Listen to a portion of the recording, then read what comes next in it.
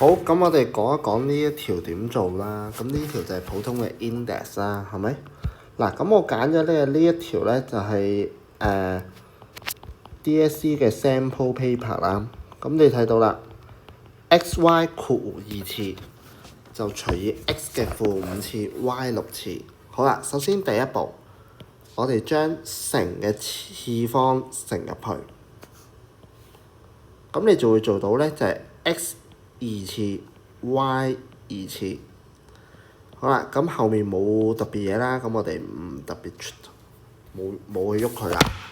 好啦，然後好啦，乘係次方相加，除係次方相減。嗱，咁我哋睇到啦，係咪？佢係除，所以咧佢哋就次方相減，係咪？好啦，所以咧 x 嘅次方咧就會係2減負5。y 嘅次方咧就會係2減6。好啦，咁 x 就會做到係2減負5，即係7次啦。y 咧你就會做到係負4次方。好啦，咁由於題目 DSE 題目會要你用 positive index 表示答案噶嘛，負數次方我哋就分子移去分母。嗱，咁成條我哋就完成㗎啦。